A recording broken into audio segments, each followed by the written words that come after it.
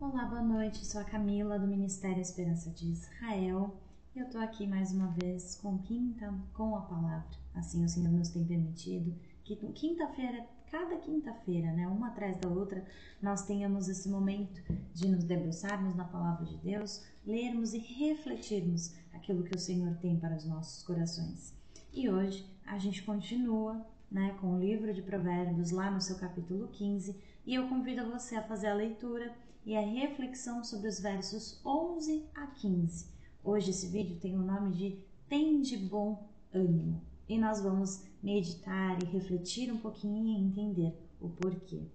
A palavra do Senhor começa no verso ali 11, na nossa reflexão dessa noite. Eu convido você a pegar a sua Bíblia, a estar aqui conosco, refletindo e meditando, mas se você não tem Bíblia, não tem problema. É só acompanhar a leitura e a meditação em cada versículo. Vamos lá? Então, Provérbios, capítulo 15, versos 11 a 15, começando pelo verso 11, que diz assim: O inferno e a perdição estão perante o Senhor.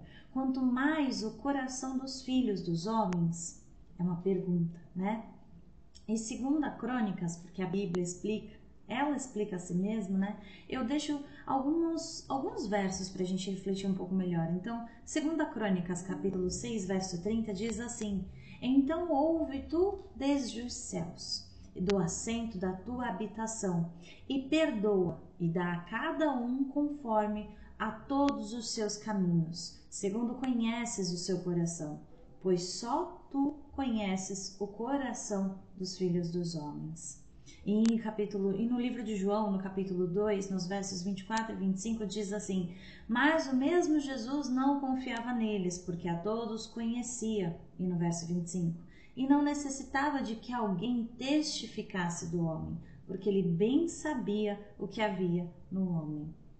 E também no livro de João, mas ali no capítulo 21, no verso 17, diz a passagem de Simão, e diz assim: Disse-lhe terceira vez: Simão, filho de Jonas, amas-me? Simão entristeceu por lhe ter dito terceira vez: Amas-me?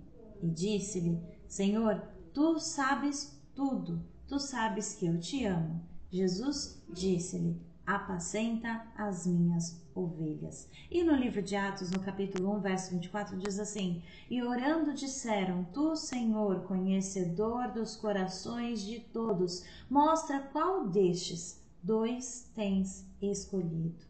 E de diversas reflexões que a gente pode fazer desse verso 11 e até desses versos que a gente fez a leitura agora e a reflexão, e da disposição que tudo está perante o Senhor, Porque o verso 11 ele fala: o inferno e a perdição estão perante o Senhor, por como que o coração dos homens também não estariam, Eu deixaria a seguinte reflexão sobre esse verso nessa noite: que a gente tem, por ironia, por mais que pareça ironia, nesse mundo que nós vivemos, nessa sociedade moderna que nós vivemos, nós temos esse conceito de privacidade, Por mais irônico que isso possa parecer.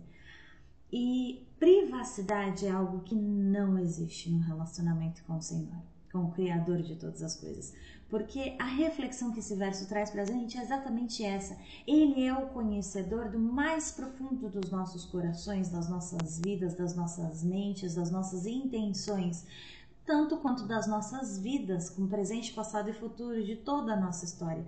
Não existe, ainda que nós achemos que nós temos privacidade em relação ao Senhor, não existe privacidade.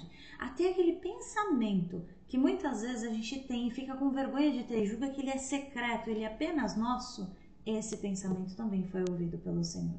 Essa palavra, esse comportamento também foi visto pelo Senhor, foi testemunhado pelo Senhor.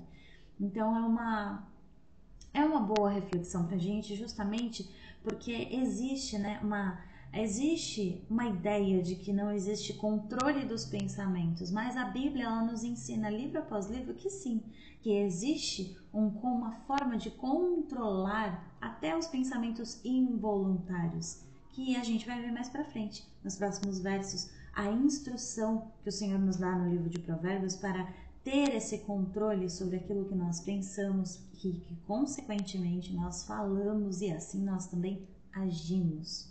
Mas o verso 12 ele diz assim: Não ama o escarnecedor aquele que o repreende, nem se chegará para os sábios. No livro de Amós dá pra gente uma referência dessa passagem pra gente entender um pouco mais. No livro de Amós, capítulo 5, verso 10, diz assim: odeiam a porta ao que os repreende, né? E abominam ao que fala sinceramente. E 2 Timóteo, capítulo 4, verso 3, também diz que porque virá o tempo em que não suportarão a sã doutrina, mas tendo comichão nos ouvidos, amontoarão para si doutores, conforme as suas próprias concupiscências, ou seja, desejos, né, da natureza, da carne, da natureza humana. E esse escarnecedor, que está aqui nesse verso 12, é aquele padrão de comportamento presunçoso. Então é a pessoa presunçosa, a pessoa arrogante, a pessoa, aquele dito pensador livre, né, que é indiferente, são os céticos em relação ao Senhor Jesus e à religião cristã. Muitas vezes são aqueles que são obstinados para estarem abertos a todo tipo de conselho ou de qualquer tipo de reprovação que eles possam sofrer. Então, é por isso, por essa natureza de comportamento, de sentimento, de pensamento, né, que eles não se aproximam dos sábios, porque nós já aprendemos nos versos até aqui que a primeira coisa que os sábios, os amantes e praticantes da sabedoria, eles amam é a instrução, a repreensão, a correção, porque eles enxergam o valor. Então, o escarnecedor é aquele que se preenche de coisas que agradam a si mesmo e segue no seu próprio julgamento, no seu próprio comportamento, na sua própria ideia do que é a vida e não gosta de ser redirecionado, de ser instruído. Antes, ele ainda julga: quem é aquele para me corrigir? Quem é aquele para me instruir? E nem pesa sequer a instrução que é dada. E por isso eu trouxe a reflexão, a palavra que está lá em 2 Timóteo, porque a verdadeira sabedoria que nós cremos, que está na palavra de Deus, que é a sabedoria que traz vida, é a sabedoria que traz vida verdadeiramente, ela fala, né? Chega o tempo que ninguém mais nem suporta receber a verdade, porque já tem essa agonia, essa gastura de estar sendo confrontado, corrigido, repreendido, envergonhado muitas vezes. E é isso que a palavra de Deus ela traz. Ela confronta o nosso pensamento antigo, errado e pecador com o pensamento novo, certo e puro da verdade dos céus. Para fazer assim, nós nos tornarmos melhores criaturas, novas criaturas no Senhor Jesus. Então, é sobre essa reflexão da natureza, né, do comportamento e da atitude, do pensamento em relação à humildade daquele que se dispõe a aprender e entender os valores, né, e os atributos e as virtudes que vêm do céu.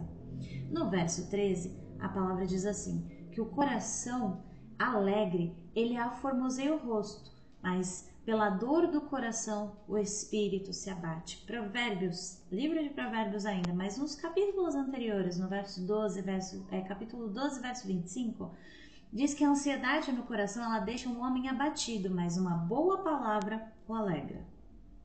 Beleza. E no Provérbios, no capítulo 17, que é mais à frente do que nós estamos, diz assim, 17:22, que o coração alegre, ele é como um bom remédio, mas o espírito abatido seca até os ossos. Esse coração alegre, né, ele cria na gente esse pensamento alegre, esse comportamento alegre, ele cria na gente uma afeição alegre. Então, se nós estamos com essa alegria, com essa motivação, com esse bom ânimo, nós assim transmitimos, porque existe essa conexão, né, essa simpatia entre o corpo e a mente. Então, tudo aquilo que está dentro da mente acaba sendo manifestado pelo corpo de uma forma ou de outra. Vídeo que a gente vive em relação ao estresse. O estresse é algo interno que manifesta com sintomas no corpo. É exatamente a conexão, é a palavra de Deus ensinando para a gente a conexão que existe. Né? E dessa mesma forma, uma mente que é feliz, que é saudável, né? Ela reflete, ela manifesta essa expressão no seu corpo, no seu agir, no seu falar e até nas suas feições. Mas quando o coração está triste, quando a mente está triste, esse espírito de alegria ele é quebrado e há o desânimo. Então entra nesse lugar, né, de desânimo. E, portanto, não tem como ser diferente. O semblante da pessoa mostra um semblante aflito, um semblante abatido, um semblante de tristeza. Assim, é mais para a gente refletir que assim como nós temos a percepção das pessoas de forma abatida ou de forma alegre, assim são o que elas carregam por dentro, porque não há como você manifestar alegria genuína ou firmeza genuína se aquilo não está dentro de você. Então, assim como você alimenta a sua mente ou seu coração, isso vai transparecer, né? É uma reflexão para que a gente saiba de que a gente manifesta tudo aquilo que está dentro da gente, querendo ou não querendo. No verso 14, o verso traz a seguinte reflexão. Primeiro verso: o coração sábio buscará o conhecimento, mas a boca dos tolos se apacentará de estultícia. A gente vive na sociedade moderna, onde a gente é cheio de opções de diversão, de se comunicar, as redes sociais estão para isso, mas existe sim a importância do cuidado, de cuidar, de guardar, né, o nosso coração, que consequentemente é a nossa mente que é alimentado pelos nossos olhos, de tudo aquilo que nós observamos ao longo do dia, ao longo dos nossos dias e ao longo das noites. Porque a palavra de Deus, ela traz essa reflexão pra gente que apenas uma pessoa tola, uma pessoa, né, sem conhecimento, uma pessoa ignorante, ela vai se alimentar de coisas e conteúdos que ofendem ao Espírito Santo de Deus, que está dentro de nós, e que de alguma forma profane a justiça de Deus. Romanos, em seu capítulo 1, no verso 32, ele fala que os quais, conhecendo o juízo de Deus, que são dignos de morte para os que tais coisas praticam, não somente as fazem, mas também consentem aos que as fazem. E é exatamente o cuidar desse comportamento, de observar tudo aquilo que ofende, sim, através das redes sociais e de vídeos. Não se engane pensando, é só um comercial, é só um conteúdo, é só uma página, é só um vídeo. Porque o acúmulo de todas essas coisas pode sim contaminar e ofender ao Espírito Santo de Deus. Veja o tamanho da reflexão que nós temos que ter, de zelo e de cuidado em todo o tempo. Porque não é que estamos sendo vigiados, mas é porque nós conhecemos a palavra de Deus e assim nós conhecemos as coisas que agradam a Deus e as que não, e as que estão em consonância com os valores e com os atributos dos cidadãos dos céus e os que não, né? Os sábios, eles enchem os seus pensamentos cada vez mais de tudo que é bom, de tudo que é verdadeiro, de tudo que é puro. Lá em Filipenses 4:8, o Senhor nos dá diretamente essa instrução. Quanto mais aos irmãos, diz a palavra de Deus, tudo que é verdadeiro, tudo que é honesto, tudo que é justo, tudo que é puro, tudo que é amável, tudo que é de boa fama, se há alguma virtude e se há algum louvor, nisso pensai. Porque, de novo, nós acabamos manifestando tudo aquilo da qual a gente se alimenta. Não só de alimento eu digo, mas de tudo aquilo que nós consumimos como conteúdos, como músicas, como vídeos, filmes, séries, enfim. A gente acaba manifestando valores semelhantes, a gente acaba manifestando ideias semelhantes, né? E é por isso, por se encher dessas coisas que muitas vezes ofendem e pecam contra Deus, a gente acaba de alguma forma pecando e ofendendo o Senhor também.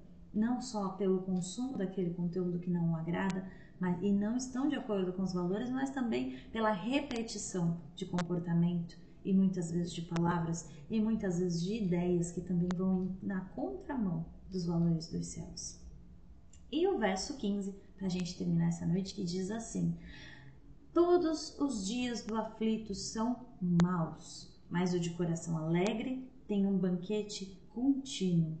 E em paralelo a essa passagem, Provérbios, nos seus capítulos 17, que a gente já fez a leitura, inclusive no verso 22, diz que o coração alegre é um bom remédio, mas o espírito abatido seca até os ossos. E aí no livro de Neemias, no capítulo 2, verso 2, diz assim: e o rei me disse, atente só para essa passagem, e o rei me disse, por que está triste o teu rosto? Pois não estás doente? Não é isto senão tristeza de coração? Então tremi sobremaneira. Não permitamos, se eu puder deixar aqui essa reflexão para você nessa noite, Não permitamos que as dores, as aflições, as dificuldades, as circunstâncias deste mundo e de todas as situações que a gente possa viver aqui roubem, ceifem de nós a alegria maior de viver em Jesus e de buscar a palavra dele, e de buscar a vida eterna, e de buscar a salvação, e de viver por aquilo que sim, nós esperamos, mas que está além de todas essas coisas e é verdadeiro e é genuíno.